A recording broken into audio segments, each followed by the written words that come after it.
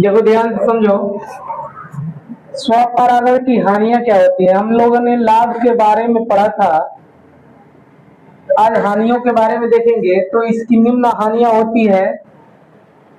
पहला कि इसमें पीढ़ी दर पीढ़ी आनुवंशिक बीमारियां स्थानांतरित होती है। जितने भी स्वपरागित बीज उत्पन्न होंगे तो एक ही बीज को बार बार लगाएंगे। जब एक ही बीज को बार बार लगाया जाएगा तो उसकी तो संख्या धीरे धीरे कम होगी। तो जब संख्या कम होगी तो एक ही बीज से क्या होगी, बीमारियां होने की ज्यादा संभावनाएं होगी। उसके बाद बीजों की संख्या कम हो जाएगी, भार में हल्के हो जाएंगे, छोटे तथा क्या हो जाएंगे, कमजोर हो जाएंगे। तीसरा कह रहा है कि ऐसे बीज शीघ्र नहीं पकते हैं, यानी इसको पकने में समय लगता है। कभी ज्यादा पक जाएगा, कभी कम पक जाएगा, यानी पकने का समय क्या हो जाएगा, अधिक हो जाएगा। उसके बाद इसमें नई उन्नत जातियां विकसित नहीं होती है, नई जातियों का विकास नहीं होता है, यानी नई जातियां इसमें उत्पन्न नहीं होती है। और अगला कह रहा है कि पीढ़ी दर पीढ़ी रोग प्रतिरोधक क्षमता कम हो जाता है, यानी रोगों से लड़ने की क्षमता क्या हो जाती है, कम हो जाती है। तो ये है स्वपरागण के लाभ और हानि। हम लोगों ने अभी तक स्वपरागण के बारे में पढ़ा। अब हम लोग पढ़ेंगे जो परागण का दूसरा प्रकार है, जिसको हम क्या कहते हैं, पर परागण। पर परागण क्रॉस पॉलिनेशन।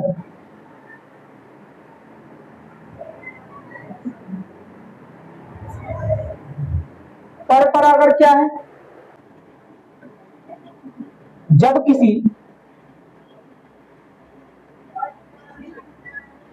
पुष्प के परागकण उसी जाति के किसी अन्य पादप के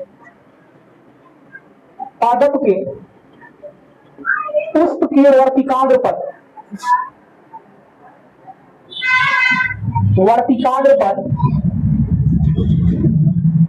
पहुंचते हैं तो उस प्रक्रिया को स्वपरागण कहते हैं, ऐसे पर परागण कहते हैं।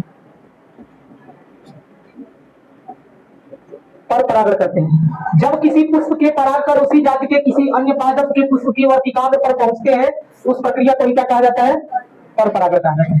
या हम दूसरे शब्दों में लिख लेंगे कि जब समान परागकण जब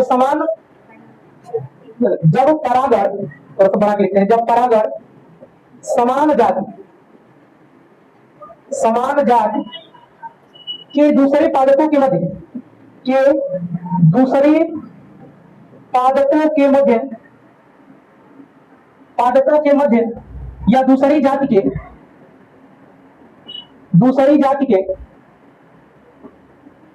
जाति के पादपों के मध्य होता है तो पादपों के मध्य होता है तो उस प्रक्रिया को पर परागण कहते हैं। यानी जब परागण सामान्य जाति के दूसरे पादपों के मध्य या दूसरी जाति के पादपों के मध्य होता है तो उस प्रक्रिया को क्या कहा जाता है, पर परागण कहा जाता है। यानी इसमें समझिए, या तो पौधा दूसरे जाति का होगा या तो सामान्य जाति का होगा। मान लो कि यहाँ पे पपीता है तो यहाँ भी पपीता का पौधा हो गया। अगर यहाँ पे हमने दूसरा भी पौधा लिया तो इसके और इसके बीच भी क्या होगा, संकरण होगा। तो उस प्रक्रिया को हम क्या कहते हैं, पर परागण कहते हैं। उससे नई प्रकार की संतति के क्या होता है, निर्माण होता है, जिसको हाइब्रिड संतति के नाम से क्या कहते हैं, जाना जाता है। इसको नोट कर लीजिएगा। इसमें क्या होता है, ध्यान से देखिएगा। इसमें एक लिंगी पुष्पों में होता है, यह एक लिंगी पुष्पों में होता है, एक लिंगी पुष्पों में होता है